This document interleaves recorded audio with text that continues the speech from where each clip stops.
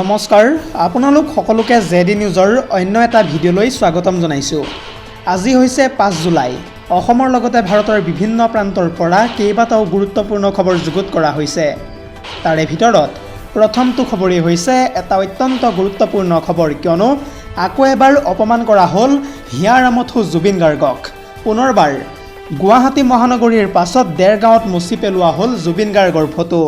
আৰু এই সন্দৰ্ভত সবিশেষ জনাম ফুল স্ক্ৰীনৰ জৰিয়তে।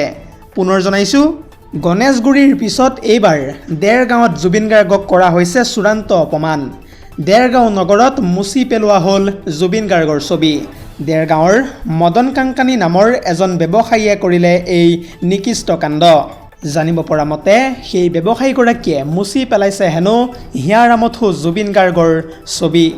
আৰু এই ঘটনাক লৈ দেৰগাঁৱত ইতিমধ্যে সৃষ্টি হৈছে তীব্ৰ উত্তেজনাৰ। আৰু এই বিষয়টোক লৈ ইতিমধ্যে দেৰগাঁৱৰ জুবিন অনুৰাগীসকলে সাব্যস্ত কৰিছে উত্তাল প্ৰতিবাদ। আজিৰ আমাৰ পৰৱৰ্তী খবৰটো হৈছে আন এটা অত্যন্ত গুৰুত্বপূৰ্ণ খবৰ, কিয়নো কেইটিমান মুহূৰ্তৰ পূৰ্বে ইথানল মিহলি পেট্ৰলক লৈ কেন্দ্ৰীয় পেট্ৰলিয়াম মন্ত্ৰীয়ে ডাঙৰ মন্তব্য কৰা দেখিবলৈ পোৱা গৈছে। আৰু এই সন্দৰ্ভত সবিশেষ জনাম ফুল স্ক্ৰীনৰ জৰিয়তে। পুনৰ জনাইছোঁ, E20 পেট্ৰলে হ্ৰাস কৰে নেকি গাড়ী নাইবা বাইকৰ মাইলেজ। ইথানল মিহলি পেট্ৰলক লৈ কেন্দ্ৰীয় পেট্ৰলিয়াম মন্ত্ৰীৰ ডাঙৰ মন্তব্য। মাইলেজ অলপ কমিব পাৰে, কিন্তু এয়া হয়তো বিভিন্ন কাৰণত হ'ব পাৰে। আমি SIAM আৰু ARAIৰ সৈতে আলোচনা কৰিহে E20 ব্যৱস্থা কৰিছোঁ, এয়া মন্তব্য পেট্ৰলিয়াম মন্ত্ৰীৰ। আৰু এই ক্ষেত্ৰত যান বাহনৰ বীমা কোম্পানীসমূহৰো কোনো সমস্যা নাই।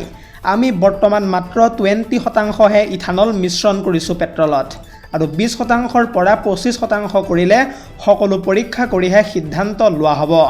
ইথানল মিহলি পেট্ৰলক লৈ কেন্দ্ৰীয় পেট্ৰলিয়াম মন্ত্ৰীয়ে এনেদৰে ডাঙৰ মন্তব্য কৰা দেখিবলৈ পোৱা গৈছে। পৰৱৰ্তী খবৰটো হৈছে আন এটা অত্যন্ত গুৰুত্বপূৰ্ণ খবৰ, কিয়নো কোটি কোটি মুছলমানৰ সন্মুখত ইতিমধ্যে আয়াতুল্লাহ আলী খামেনিৰ কফিন খুলি দিয়া হৈছে। মৃত্যুৰ প্ৰায় 4 মাহৰ পিছত আৰম্ভ হ'বলৈ গৈ আছে আয়াতুল্লাহ আলী খামেনিৰ জানাজা। আৰু এই সন্দৰ্ভত সবিশেষ জনাম ফুল স্ক্ৰীনৰ জৰিয়তে। পুনৰ জনাইছোঁ, খামেনিৰ নশ্বৰ দেহ প্ৰথমবাৰৰ বাবে দেখিলে সমগ্ৰ বিশ্বই। আৰু আয়াতুল্লাহ আলী খামেনিৰ লগতে পৰিয়ালৰ প্ৰায় 5 গৰাকী ব্যক্তিক একেলগে কৰা হ'ব জানাজা। ভাৰতৰ পৰা ইতিমধ্যে যিহেতু ইৰাণত উপস্থিত হৈছেগৈ সাধু সন্তৰ দল।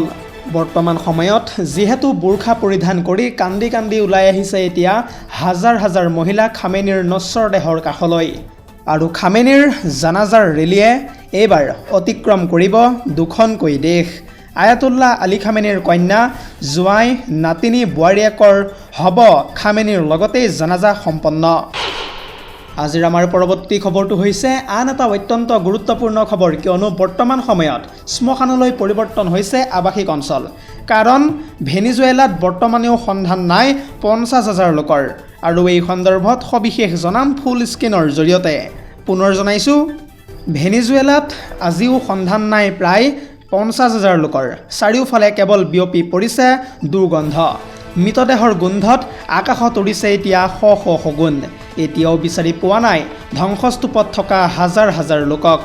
ভূমিকম্পৰ প্ৰায় 8 দিনৰ পিছতো ভেনিজুৱেলাত উদ্ধাৰ অভিযান অব্যাহত আছে বৰ্তমান সময়ত। আৰু উদ্ধাৰকাৰী দলে উদ্ধাৰ কাৰ্য চলাই পৰিছে এতিয়া ভাগৰি। আৰু প্ৰতিদিনে 50ৰ পৰা 100জনকৈ লোকৰ মৃতদেহ ধাৰাবাহিকভাৱে উদ্ধাৰ হৈ আছে। বৰ্তমানলৈকে প্ৰায় 2645জন লোকৰ মৃতদেহ উদ্ধাৰ কৰা হৈছে বুলি জানিব পৰা গৈছে। এনেদৰে এতিয়া শ্মশানলৈ পৰিণত হৈছে কাৰাকাছ আৰু লাগুৱেইৰা চহৰ। এটা জৰুৰী খবৰ জনাই আছোঁ এই মুহূৰ্তত। আৰু এতিয়াও ধ্বংসস্তূপত নিৰুদ্দেশ হৈ আছে 50,000তকৈও অধিক লোক। চিকিৎসাধীন অৱস্থাত আছে জানিব পৰা মতে 12,666জনকৈ লোক। দিনে নিশাই উদ্ধাৰকাৰী দলে অব্যাহত ৰাখিছে উদ্ধাৰ অভিযান। আমেৰিকা, কলম্বিয়া, মেক্সিকো আদি দেশে ইতিমধ্যে সহায় কৰিছে সেই অভিযানত। লগতে ৰাজপথৰ উদ্যান, ৰাজহুৱা স্থানত তম্বু টানি দিন কটাবলগীয়া হৈছে সেই গৃহহীন লোকসকলে। দৰ্শকসকল, আৰু বহুতো গুৰুত্বপূৰ্ণ খবৰ আছে। যদিহে আপুনি এতিয়ালৈকে এই ভিডিঅ'টোত লাইক কৰা নাই তেন্তে এতিয়াই লাইক কৰি দিয়ক। আৰু এনেধৰণৰ খবৰসমূহ সদায় পাই থাকিবৰ কাৰণে চেনেলটো ছাবস্ক্ৰাইব কৰি কাষতে থকা বেল আইকনটো প্ৰেছ কৰি ৰাখিব।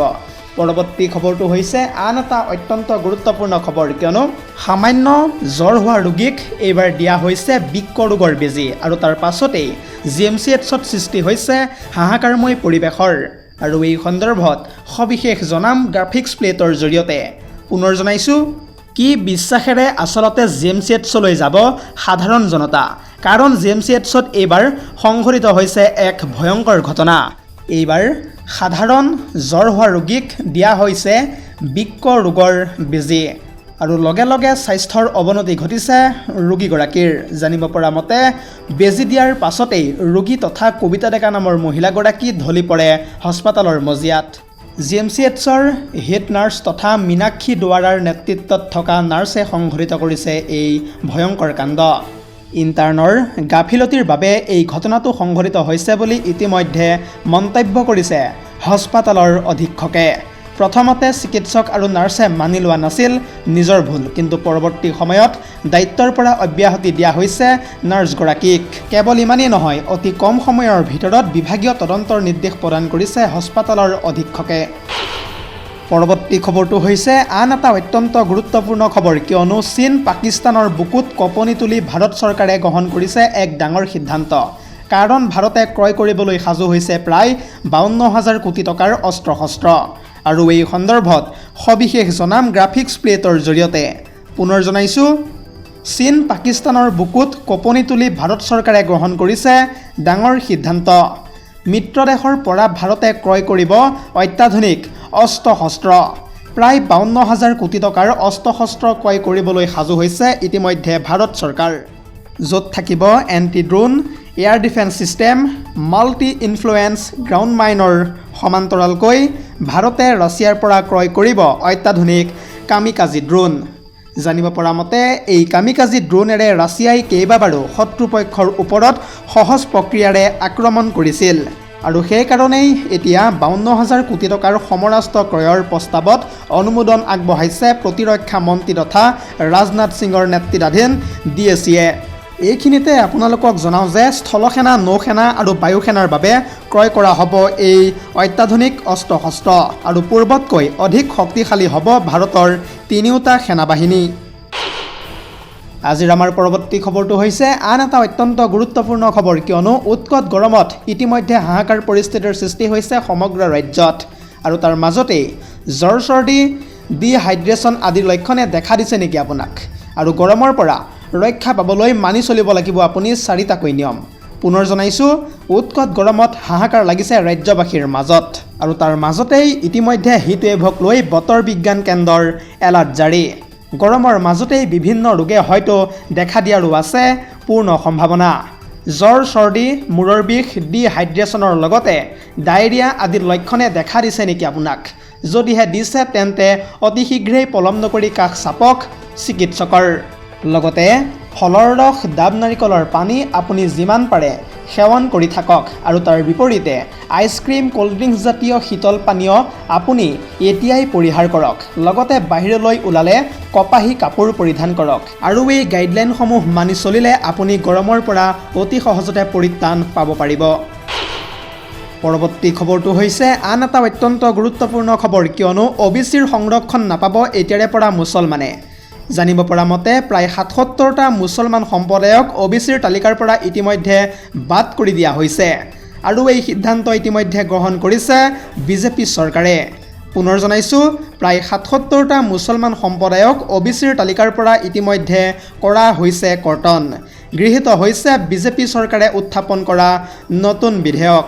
তথ্য অনুসৰি পশ্চিমবংগত সংৰক্ষণৰ পৰিমাণ হ্ৰাস কৰিছে ইতিমধ্যে BJP চৰকাৰে আৰু ৰাজ্যখনৰ অন্যান্য পিছপৰা শ্ৰেণীৰ সংৰক্ষণ আইনত আহিব পাৰে ডাঙৰ পৰিৱৰ্তন। News desk report, ZD news.